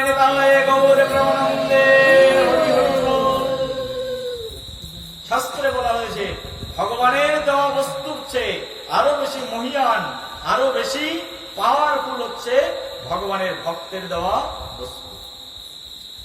ভগবান কোন বস্তু দিয়েছেন, ভগবান ইচ্ছা করলে সেই বস্তুর সমতুল্য আরেকটি বস্তু প্রদান করতে পারেন। পারেন কি পারেন না? পারেন। কিন্তু ভগবানের ভক্ত যদি হাতে করে কোনো বস্তু প্রদান করেন কাউকে, তখন সেই বস্তু কি হয় না, কখনো ধ্বংস হয় না। যদি ধ্বংস হয়েও যায়, তাহলে ভগবান সেই বস্তুকে ধ্বংস হতে কখনোই দেন না, কারণ সেটা তার ভক্তের দেওয়া উপহার। আজ প্রহ্লাদ মহারাজ বলি মহারাজকে প্রদান করলেন। কি প্রদান করলেন? একটা সুন্দর পুষ্পের মালা প্রদান করলেন। এবং তার গুরু ব্রাহ্মণ শুক্রাচার্য, তিনি তখন তাকে একটা শঙ্খ প্রদান করেছিলেন। কি প্রদান করেছিলেন? শঙ্খ প্রদান করেছিলেন। আর বলি মহারাজ তখন যশস্বী হয়ে উঠলেন। তিনি একটা কবচ পেলেন, স্বর্ণ উত্থিত ধনুর্বাণ পেলেন, তিনি ইন্দ্রের সমান রথ পেলেন, অনেক সুন্দর ইন্দ্রের সমান ঘোড়া পেলেন, আর শত শত সৈন্য পেলেন, সকলের হৃদয়ে তিনি বল পেলেন। এইভাবে তিনি যশস্বী হয়ে উঠলেন। বলি মহারাজ তখন তিনি সম্পদশালী হয়ে উঠলেন। আর যখন তিনি এই সব বস্তু পেয়েছিলেন, এই সব বস্তু যখন প্রহ্লাদ মহারাজ এবং তার গুরুদেব তাকে প্রদান করলেন, তখন এবং সবিপ্রজিত যদহন্নার্থস্তয়ে কল্পিতস্তয়নায়াত বিপ্রাণ প্রদক্ষিণ কৃতং কৃত প্রণাম প্রহ্লাদ মন্ত্রস্য নমস্কার। কি করলেন তখন? বলি মহারাজ যখন প্রহ্লাদ মহারাজ তাকে এই দিব্য পুষ্প মাল্য প্রদান করলেন, প্রহ্লাদ মহারাজের মতো ভাগবত ভক্তকে বলি মহারাজ কি করলেন? প্রদক্ষিণ করে প্রণাম করলেন। শ্রী গুরুদেবকে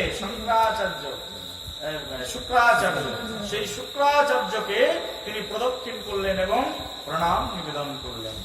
শাস্ত্রে বলা হয়েছে যদি কেউ কোন বৈষ্ণবকে প্রদক্ষিণ করে যুদ্ধ করতে যাবে, তাহলে পৃথিবীর সবাই যদি হেরেও যায়, তাহলে সেই ব্যক্তি কখনো হারেন না। বলে নিতাই গৌরে প্রেমানন্দে। অন্য যোদ্ধারা যখন যুদ্ধ করতে গেছেন, দেবতারা যখন যুদ্ধ করতে এসেছেন, ভগবানকে প্রণাম করে এসেছেন, কিন্তু বলি মহারাজ যখন যুদ্ধ করতে গেছেন তিনি ভগবানকে প্রণাম করেননি। তিনি কাকে প্রণাম করেছেন? না, ভগবানের ভক্ত প্রহ্লাদ মহারাজকে তিনি প্রদক্ষিণ করে প্রণাম করে আজকে যুদ্ধ করবার জন্য বেরিয়েছেন। বলি নিতাই গৌরে প্রেমানন্দে। বুঝুন আর না বুঝুন, পড়ুন গীতা। বুঝুন আর না বুঝুন, গীতা পড়বেন তো তার ফল নিশ্চয়ই রয়েছে। দেবতাদের বরদানে তো অসুরা শক্তিশালী হয়েছিল। অসুর একই অবস্থা। তো সেই জন্য যদি ওষুধ কেউ খায়, বুঝুক আর না বুঝুক, ঔষধ যদি কারোর পেটে পড়ে কাজ করবে কি করবে না? অসুর জানেন না যে বলি মহারাজ কিন্তু এত শত জ্ঞান নেই যে ভক্তকে প্রদক্ষিণ করছি, এত ভক্তি টক্তি কিন্তু মনের মধ্যে নেই। আছে কি? এত ভক্তি নেই, কিন্তু তিনি দেখছেন যে ইনি তো আমার দাদু, আমার শ্রেষ্ঠ জন, তো দাদুকে একবার প্রদক্ষিণ করে প্রণামই করে নি। তো দাদু যে কি বস্তু সেটা কিন্তু অত শত মাথার মধ্যে বলি মহারাজের নেই। অসুর মানুষ তো অত মাথার মধ্যে নেই, কিন্তু দাদুকে যেই না প্রদক্ষিণ করে নিয়েছেন সেই তো একদম বিজয়ী ভব হয়ে গেছেন বলি মহারাজ। বলি মহারাজ, বলি মহারাজ এখন বিজয়ী ভব হয়েছেন। কাকে প্রদক্ষিণ করবার জন্য? সাক্ষাৎ প্রহ্লাদ মহারাজকে প্রদক্ষিণ করবার জন্য। অনেক বড় ফিলোসফি, অনেক বড় দর্শন। তখন এইভাবে বলি মহারাজ তখন তিনি দিব্য রথে আরোহণ করলেন, দিব্য রথে উঠলেন বলি মহারাজ। আর দিব্য রথে উঠে তখন তিনি সেই প্রহ্লাদ মহারাজের দেওয়া যে মালাটি ছিল সেই মালাটি কি করলেন? তিনি পরিধান করে নিলেন। আমার গলায় একটা মালা দিয়েছে, এই মালা এখান থেকে যেতে যেতে 1 ঘন্টার মধ্যেই শুষ্ক হয়ে যাবে। যাবে কি যাবে না? গন্ধহীন হয়ে যাবে। যাবে কি যাবে না? কিন্তু প্রহ্লাদ মহারাজ যে মালা দিয়েছেন সে মালা কখনো শুষ্ক হওয়ার নয়, বন্ধ হওয়ার নয়। যতক্ষণ পর্যন্ত প্রসাদী ভগবানের ভক্তের দেওয়া মালা কারোর গলায় থাকবে, সেই প্রসাদী মালার গন্ধ যখন তার নাসিকা দ্বারা তার হৃদয়ের মধ্যে প্রবিষ্ট হবে, ততক্ষণ তিনি পজিটিভ এনার্জিটি লাভ করবেন। আর যতক্ষণ পর্যন্ত গলায় ভক্তের দেওয়া মালা থাকে, ততক্ষণ পর্যন্ত তাকে কেউ এই জগতে হারাতে পারেন না। বলি গৌরে প্রেমানন্দে। ভাগবতের মালা, ভগবানের মালা কেন গলায় ধারণ করতে হয়? ভগবানের মালা, ভগবানের গলার মালা যদি তুমি গলায় ধারণ করবে, তখন দেখবে যে তোমার জীবনের সবকিছু পরিবর্তন সাধিত হয়ে যাচ্ছে। ভগবানের গলায় মালায়, ভগবানের যে মালাটি আছে সেটা তুমি তোমার গলায় ধারণ করো। ধারণ করার পরে দেখবে যে আগের যে অবস্থা, সেই অবস্থা থেকে তোমার বর্তমান অবস্থার কিছু না কিছু পরিবর্তন অবশ্যই হয়েছে। ভগবানের প্রসাদী বস্তুর ভিতরে অনেক সদ্গুণ রয়েছে। এই যে আমরা ভগবানের প্রসাদী বস্তু গ্রহণ করেছি, এর মধ্যে অনেক সদ্গুণ রয়েছে। আর সদ্গুণ থাকবার কারণে যতক্ষণ পর্যন্ত এইরকম ভগবানের বিজয় মালা কারোর কণ্ঠে রয়েছে, ততক্ষণ পর্যন্ত তিনি সদ্গুণের দ্বারা অধিষ্ঠিত হয়ে সদা সর্বক্ষণ বিজয় লাভ করে থাকেন। ভগবানের প্রিয় তুলসীর মালা কেউ যদি তার কণ্ঠে ধারণ করেন, কি হয়? তিনি সর্বক্ষণ, যতক্ষণ তুলসী তোমার কণ্ঠে রয়েছে, তুলসী যতক্ষণ তোমার গলায় রয়েছে, ততক্ষণ পর্যন্ত তুমি পজিটিভ এনার্জি পেতেই থাকবে। ততক্ষণ তোমার পরাজয় হবে না। গুরুদেব আমাদের গলায় একটা করে তুলসীর মালা ঝুলিয়ে দেন, দেন কি দেন না? যখন দীক্ষা নিয়েছি দিয়েছি কি দেননি? হ্যাঁ, যখন আমরা দীক্ষা গ্রহণ করেছি গুরুদেব আমাদের গলায় একটা করে তুলসীর মালা দিয়েছেন, আর হস্তে একটা করে কি দিয়েছেন? এই যে জপের মালা দিয়েছেন। যতক্ষণ তোমার কাছে আছে ততক্ষণ তুমি অনেক বড় যোদ্ধা। যেদিন তুমি এটা পরিত্যাগ করবে আর এটা পরিত্যাগ করবে, সেদিন মনে করো তুমি হেরেই যাবে এই জগৎ থেকে। সেই জন্য ভগবানের ভক্তের দেওয়া একটা মালার যতটা গুণ রয়েছে ততটা গুণ এই পৃথিবীতে অন্য কোন বস্তুর মধ্যে নিহিত নেই। ভগবানের ভক্তের দেওয়া প্রত্যেকটি বস্তুর মধ্যে অনেক অসামান্য গুণ রয়েছে। ভগবান নিজেও সেই গুণের কথা কল্পনা করতে পারেন না। ভগবানের দেওয়া বস্তুর মধ্যে এত গুণ রয়েছে।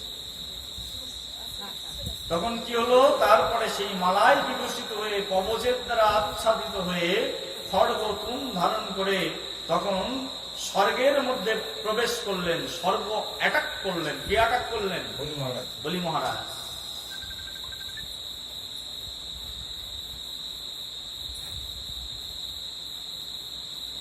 বলি মহারাজ কিন্তু আজ সাক্ষাৎ তিনি স্বর্গের মধ্যে কি করেছেন? স্বর্গের মধ্যে প্রবেশ করেছেন এবং স্বর্গে গিয়েই বলি মহারাজ অ্যাটাক করেছেন। আর স্বর্গে যখন বলি মহারাজ প্রবেশ করেছেন,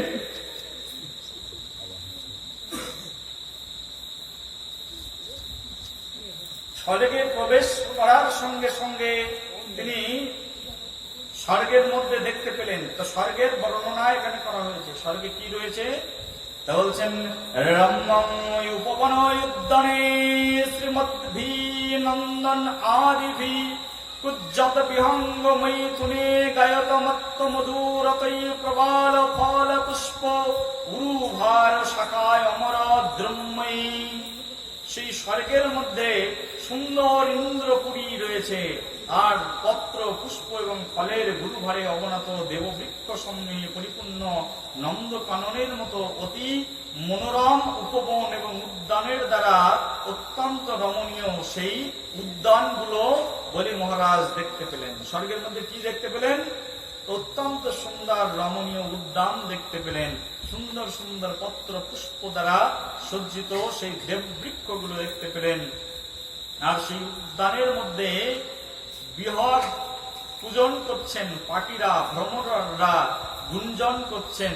আর সেই সুন্দর পরিবেশ স্বর্গের মধ্যে সেই বলি মহারাজ দেখলেন। আর কি দেখলেন বলি মহারাজ? স্বর্গের মধ্যে আর কি রয়েছে? শাস্ত্র বলছে, হংস সরস চক্র কারণ্ডব কুলয়াকুল নলিনা যত্র ক্রীড়ন্তি প্রমাদা সুর সেবিতা। সেখানে হাঁস রয়েছেন, হাঁসেরা তারা পাখা মেলে খেলা করছেন জলের মধ্যে। সরস চক্রবাক কাণ্ডব সমূহ সমুকীর্ণ পদ্ম সরোবরে সমন্বিত সেই উদ্যানে দেবতাদের দ্বারা রক্ষিত সুন্দর রমণীরা তারা এলোকেশী হয়ে সেখানে দাঁড়িয়ে রয়েছেন। এমন সুন্দর উদ্যান রয়েছে। উদ্যান, উদ্যান মানে কি? হ্যাঁ, পার্ক, পার্ক, পরীক্ষা নির্মিত পার্ক। সেই উদ্যানের মধ্যে সেখানে পদ্ম পুষ্প প্রস্ফুটিত হয়ে রয়েছে।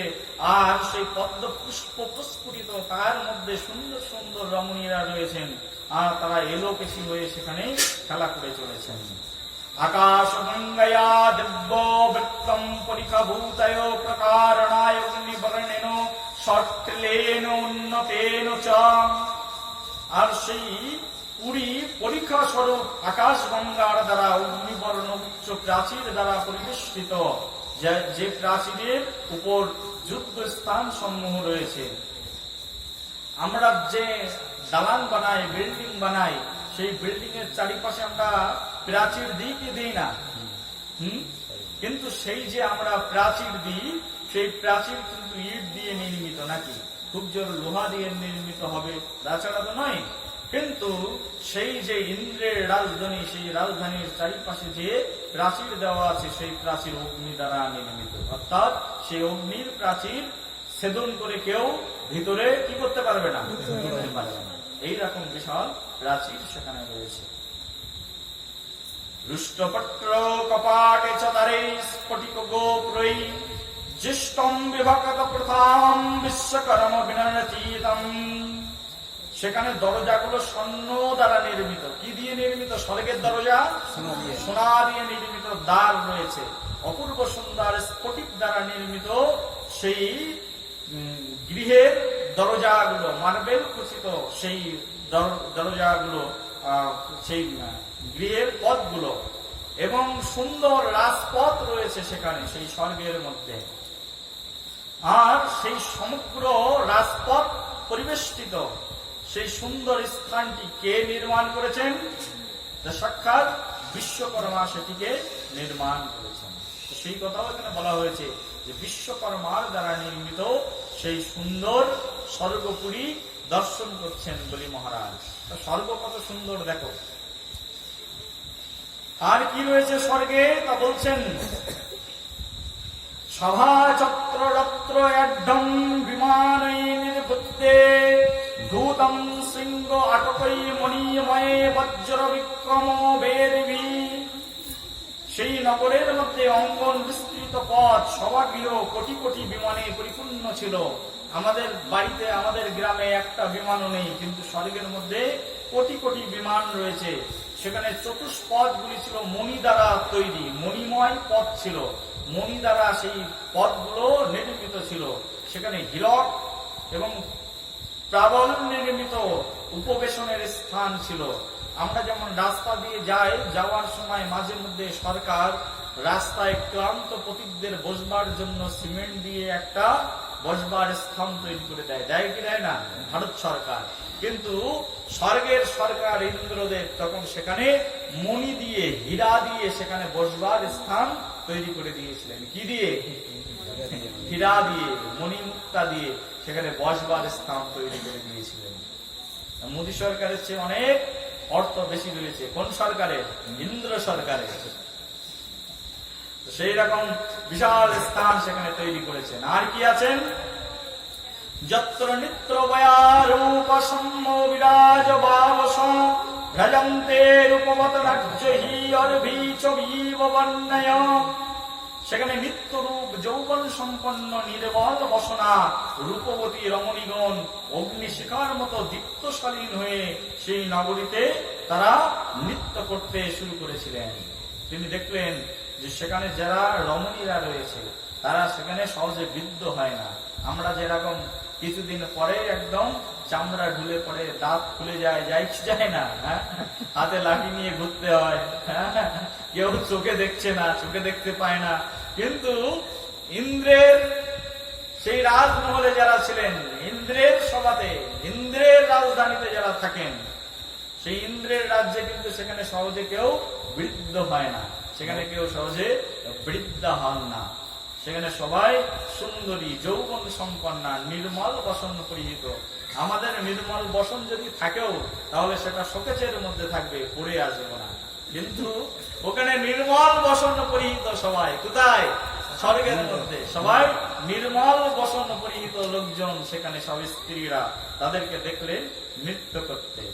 এবং তারা ছিল শ্যাম গুণ সম্পন্না। কি গুণ সম্পন্না? শ্যাম গুণ সম্পন্না। শ্যামগুণ মানে কি? না, শ্যামগুণ মানে কি সেটা আমিও জানি না, কিন্তু এখানে প্রভুপাদ বলছেন শ্যামগুণ মানে হচ্ছে, বিশ্বনাথ চক্রবর্তী ঠাকুর লিখেছেন শ্যামগুণ কাকে বলা হয়। বলছে শ্যামগুণ মানে স্ত্রীদের গুণ ছিল এরকম যে সেই স্ত্রীদের দেহ ছিল, শীতকালে যদি সেই স্ত্রীকে কেউ স্পর্শ করবে তাহলে তার গরম অনুভব হবে, আর গরমকালে স্পর্শ করলে তার শীতলতা অনুভব হবে। এইরকম শ্যামগুণ সম্পন্ন স্ত্রীরা সেই স্বর্গের মধ্যে রয়েছেন। রমণীরাই সব এসি ছিল নাকি? তাই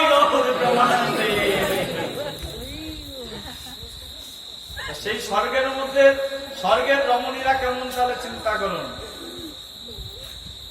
তো। এই সব বলি মহারাজ সেই স্বর্গের মধ্যে গিয়ে কি দেখছেন? এই বিশাল বৈভব দেখছেন। আর স্বর্গের মধ্যে বায়ু যে রয়েছে না, বাতাস, আমাদের বাতাস, এখানে যদি ডাস্টবিন থাকে, আমাদের ভারতবর্ষের বাতাস, ডাস্টবিন থাকলে এখানে যদি উত্তর দিক থেকে বাতাস আসে তাহলে ডাস্টবিনের গন্ধটা আপনার নাকের মধ্যে আনবে কি আনবে না? কিন্তু স্বর্গের মধ্যে যে বাতাস প্রবাহিত হয় সেই বাতাস কখনো দূষিত কোনো কিছুকে বহন করেন না। সেই বাতাস কি বহন করেন? সেই বাতাস হচ্ছে দেবাঙ্গনাদের কেশ থেকে নির্গত সেই গন্ধকে বহন করে সারা স্বর্গে ঘুরে বেড়ান।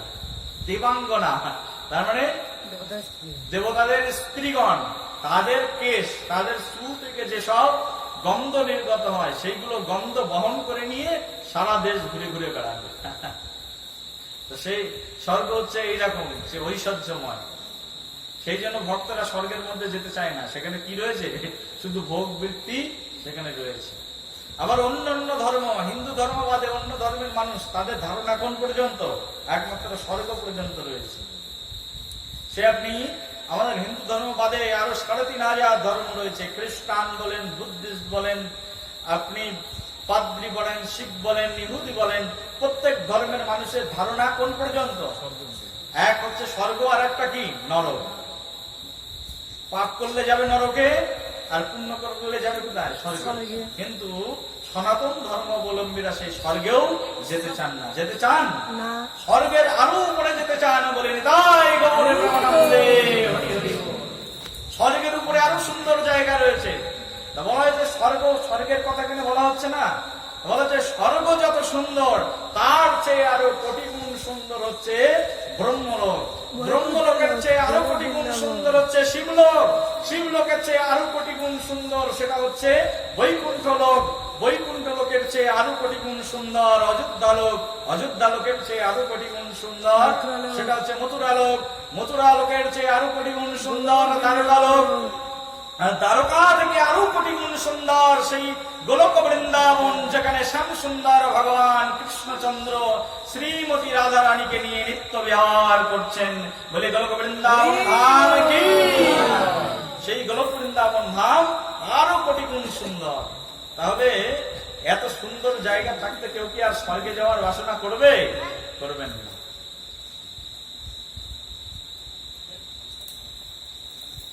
এই কারণে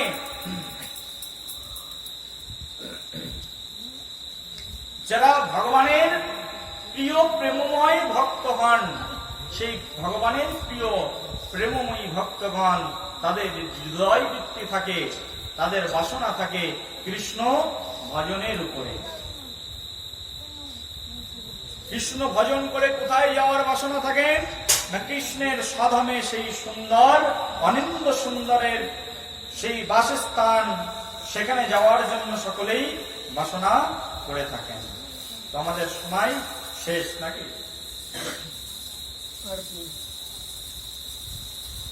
সেই জন্য আমরা সংক্ষেপে আলোচনা করছি। সেই অনিন্দ সুন্দর পরমানন্দ ভগবান সেই গোলক বৃন্দাবনে থাকেন। আর সেই স্বর্গ থেকেও কত কোটি, কয়েক শত কোটি গুণ বেশি সুন্দর কি সেই ভগবান কৃষ্ণের স্বধাম। আর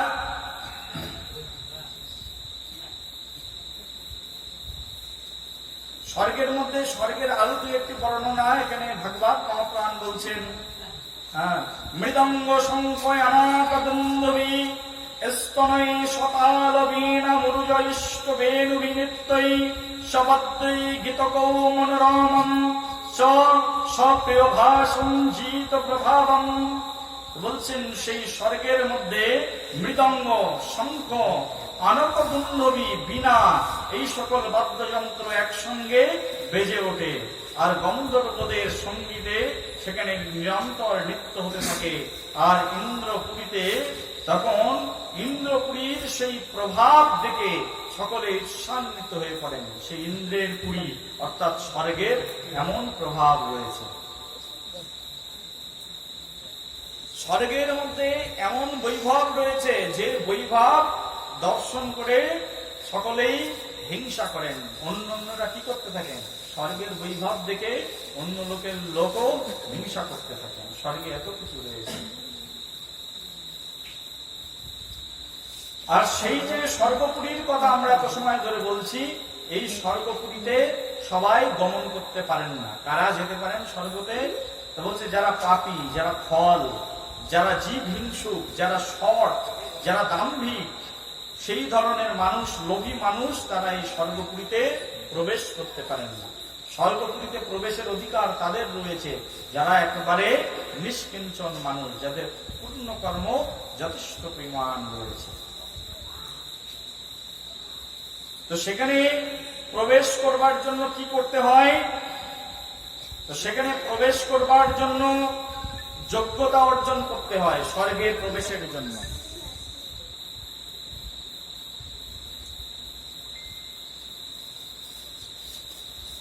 আর স্বর্গে প্রবেশের যোগ্যতা কি? তো স্বর্গে প্রবেশের যোগ্যতা হচ্ছে একমাত্র দেবতাদের সন্তুষ্টি বিধান করা। এই জগতে কেউ যদি মনে করে যে আমি স্বর্গে যেতে চাই, তাহলে সে ইজিলি স্বর্গে যেতে পারে। দেবতাদের সন্তুষ্ট করার ফলশ্রুতিতে সে কোথায় যেতে পারে? স্বর্গে সে পৌঁছে যেতে পারে। তো শাস্ত্র বলছেন যে জান্তি দেবব্রতা দেবানু পিতৃন জান্তি পিতৃব্রতা, যদি কেউ দেবতাদের উপাসনা করবেন সে কোথায় যাবেন? তিনি দেবলোকে যাবেন। তো এই জগতে আমরা দেখতে পাই অনেকে বাবা গণেশের উপাসনা করে গণেশের কাছে যাওয়ার জন্য, করে কি করে না? কার্তিকের উপাসনা করে কার্তিকের কাছে যাওয়ার জন্য। দেব দেবতাদের উপাসনা করে এক স্বর্গে যাওয়া যায়। আর কারা স্বর্গে যেতে পারেন? আর ভগবানের ভক্তরা অনায়াসে স্বর্গের মধ্যে প্রবেশ করতে পারেন। যেমন ভগবানের প্রিয় ভক্ত ছিলেন, নাম হচ্ছে অর্জুন মহাশয়। হ্যাঁ, অর্জুন আছে না? অর্জুন তিনি কৃষ্ণের কৃপাতে স্বর্গের মধ্যে গেছেন। ভগবান কৃষ্ণের ভক্তরা স্বর্গে যান, দেবতাদের ভক্তরা স্বর্গে যান। স্বর্গে গিয়ে দেবতাদের কি করেন? গোলামি করেন, দেবতাদের চাকর হয়ে থাকেন। কিন্তু ভগবান কৃষ্ণের ভক্তরা যখন স্বর্গে যান, তখন ভগবান কৃষ্ণের ভক্তদেরকে স্বর্গের রাজা দেবরাজ ইন্দ্র তিনি কি করেন? নিজের আসন ছেড়ে দিয়ে কৃষ্ণ ভক্তকে সেই আসনের উপরে বসিয়ে দেন। বলেন তাই গৌর প্রেমানন্দে হরি। তাহলে কৃষ্ণ ভক্তদের স্বর্গের সম্মান কেমন বুঝতে পারছেন তো? কৃষ্ণ ভক্তরা যদি ইচ্ছা করে সে অনায়াসে স্বর্গে যেতে পারে না, স্বর্গ থেকে বেরিয়ে আসতে পারে না। কিন্তু দেবতাদের ভক্তরা যদি একবার স্বর্গে যায়, ইন্দ্রদেবের ভক্ত, কেউ মনে করেন দেবতাদের রাজাকে ইন্দ্র, ইন্দ্রদেবের ভক্ত যদি একবার স্বর্গের মধ্যে গিয়ে পৌঁছেছেন, আর ইন্দ্রদেবের ভক্ত একবার স্বর্গের মধ্যে গিয়ে পৌঁছালে, স্বর্গ থেকে যদি ইন্দ্রদেবের ভক্ত একবার চলে আসে, আর কিন্তু সে স্বর্গে যেতে পারবে না। পারবে কি? আর কিন্তু স্বর্গে যেতে পারবে না, কারণ তার পুণ্য কর্মফল শেষ, তাকে আবার পৃথিবীতে ফিরে আসতে হবে। কিন্তু কৃষ্ণ ভক্ত যদি স্বর্গে যান, সেই ইচ্ছা খুশি মতো স্বর্গ থেকে বেরিয়ে আসতে পারেন, ইচ্ছা খুশি মতো স্বর্গের মধ্যে প্রবেশ করতে পারেন। তার আসা যাওয়ার জন্য কি লাগে না? কোনো অনুমতি প্রয়োজন হয় না। যেমন মনে করেন আমাদের ভারতের সরকার নরেন্দ্র মোদীর কেউ ভক্ত রয়েছে, নরেন্দ্র মোদীর একজন ভক্ত রয়েছে এই আপনাদের কি বলে মুর্শিদাবাদের মধ্যে একজন নরেন্দ্র মোদীর ভক্ত রয়েছে। তো সে ভাবছে আমি একদিন নরেন্দ্র মোদীর সঙ্গে দেখা করতে যাব।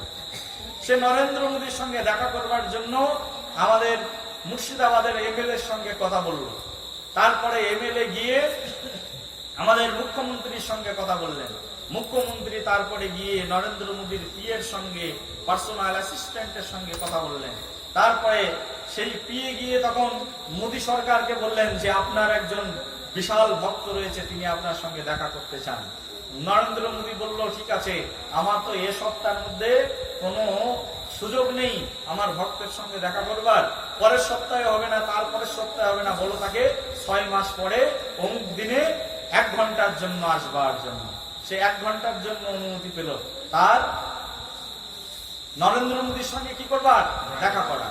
1 ঘন্টা যখন শেষ হলো তখন নরেন্দ্র মোদী তখন তাকে বলবে তোমার সময় শেষ ভক্ত, তোমার সঙ্গে অনেক কথা হলো, তোমার অনেক সেবা আমি 1 ঘন্টা ধরে গ্রহণ করলাম, এখন তুমি যাও, আমাকে এখন দিল্লির পার্লামেন্টে বক্তৃতা দিতে যেতে হবে, সেখানে আমি তোমাকে, তুমি ভক্ত হলেও তোমাকে আমি নিয়ে যেতে পারবো না। বলবে কি বলবে না নরেন্দ্র মোদী? হ্যাঁ। আবার মনে করুন একজন রয়েছে, সে নরেন্দ্র মোদীর ভক্তই নয়, সে হচ্ছে সাক্ষাৎ ভগবান কৃষ্ণের ভক্ত। কার ভক্ত? আর নরেন্দ্র মোদী সেই কৃষ্ণ ভক্তের কাছ থেকে দীক্ষা নিয়ে নিলেন। তখন নরেন্দ্র মোদীর সেই সম্পর্কে কি হলো? গুরুদেব হলো। আর একদিন গুরুদেব ভাবলেন সব শিষ্যের বাড়ি যাচ্ছি, তো ভারতের সরকার, মোদিও তো আমার শিষ্য, তাহলে একবার মোদির সঙ্গে দেখা করে আসে। গুরুদেব তখন একবার সেই মোদির রাজমহলে গিয়ে প্রবেশ করলেন। রাজমহলে প্রবেশ করবার জন্য কিন্তু তাকে পিয়ের পারমিশনও নিতে হবে না। যখন যে বলবেন মোদি আমার শিষ্য, তখন পিয়ে বলবেন আসুন আসুন গুরুদেব, আপনি তাড়াতাড়ি রাজমহলের মধ্যে প্রবেশ করুন। বলবে কি বলবে না? কিন্তু সে কার ভক্ত নয়, মোদির ভক্ত নয়, কার ভক্ত? ভগবান কৃষ্ণের ভক্ত।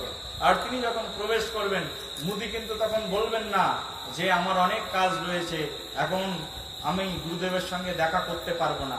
যখন শুনবেন যে গুরুদেব প্রবেশ করেছেন, তার ভারতের সরকার হলেও তিনি কি করবেন? হাজার কাজ থাকলেও সেই কাজের মধ্যে থেকে স্বামী যেমন স্ত্রীর জন্য সময় খুঁজে বের করেন, করেন কি করেন না? হাজার কর্মব্যস্ততার মধ্যে স্বামী যেমন তার সন্তানের জন্য সুযোগ খুঁজে বের করেন, সময় খুঁজে বের করেন, তদনুরূপ ভাবে একজন গুরুত্বপূর্ণ পার্সন হচ্ছে জীবনের, তিনি হচ্ছেন গুরুদেব। আর গুরুদেব যখন তার ঘরে প্রবেশ করবেন, গুরুদেবের জন্য মোদী সরকার কি খুঁজে বের করবেন? সময় খুঁজে বের করবেন। এবং তিনি সেই গুরুদেবকে দর্শন করতে অবশ্যই আসবেন। আসবেন কি আসবেন না?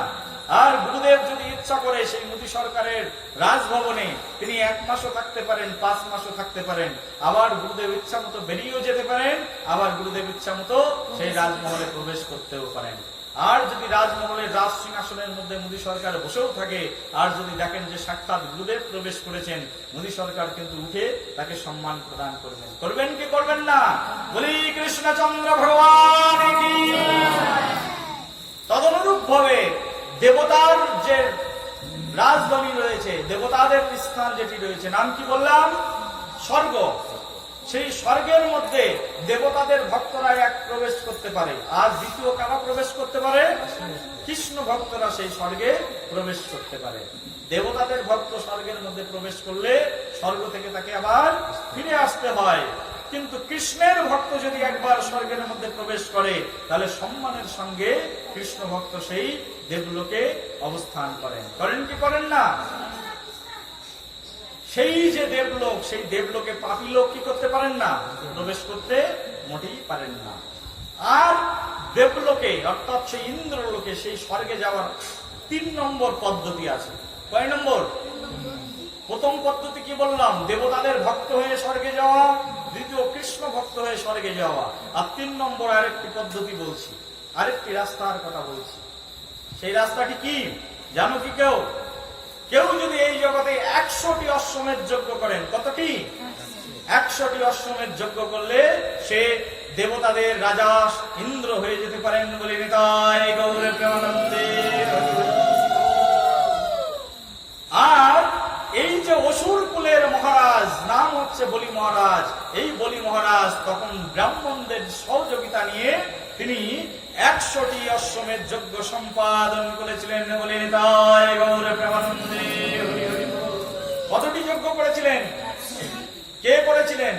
সাক্ষাৎ বলি মহারাজ।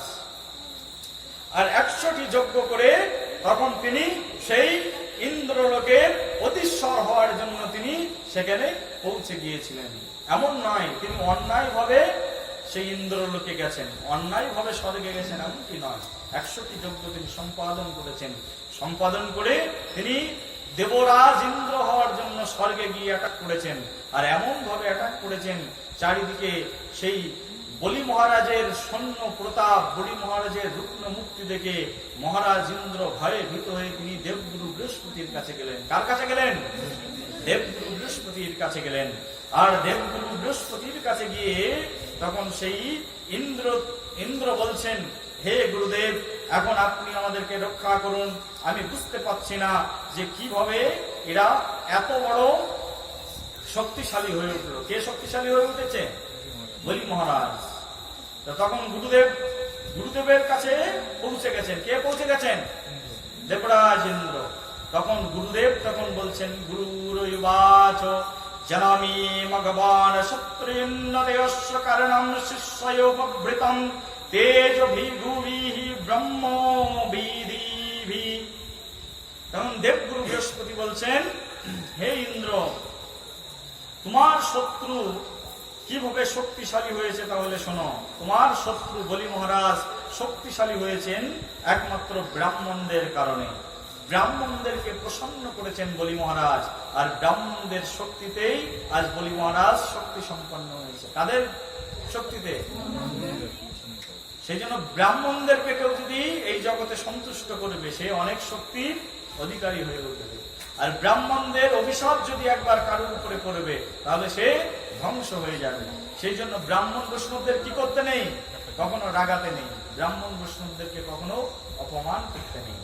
ব্রাহ্মণ বৈষ্ণবদের মুখের এক একটি শব্দের অনেক শক্তি রয়েছে। তখন ইন্দ্র বলছেন, তাহলে কোনদিন কি বলি মহারাজকে আমরা পরাজয় করতে পারবো না? তো তখন সেই দেবগুরু বৃহস্পতি বলছেন, বলি মহারাজকে পরাস্ত করা এই জগতে অত্যন্ত কঠিন। তো কি করব? তখন দেবগুরু বৃহস্পতি তখন ইন্দ্রদেবকে বলছেন, অশ্বি জনম বলিম যে তুমনা স্মরতয়স্তি কশ্চন অবদ্ধি স্বভাবন বয়োপি বজ্রয়িতৈশ্বরম হরিম। একমাত্র সেই বলি মহারাজকে যদি কেউ পরাজয় করাতে পারে, বলি মহারাজকে যদি কেউ পরাস্ত করতে পারে, সে রয়েছে একমাত্র সাক্ষাৎ ভগবান। অর্থাৎ তোমরা সেই ভগবান শ্রীহরির চরণে আত্মসমর্পণ করো, আর কিছুদিনের জন্য স্বর্গ পরিত্যাগ করে চলে যাও, না হলে স্ত্রীর সম্মান, সন্তানের সম্মানও বাঁচাতে পারবে না। কে উপদেশ দিলেন? গুরুদেব বৃহস্পতি। তখন স্বর্গের যিনি গুরুদেব বৃহস্পতি, তাদেরকে উপদেশ প্রদান করলেন। তখন বলছেন, হে গুরুদেব, আরো কিছু বলুন, কবে সেই সুদিন আসবে যেদিন আমরা আবার স্বর্গে ফিরে আসতে পারবো? বলি মহারাজ কবে পরাজিত হবে, তাড়াতাড়ি বলুন, খুব উৎকণ্ঠায় রয়েছে।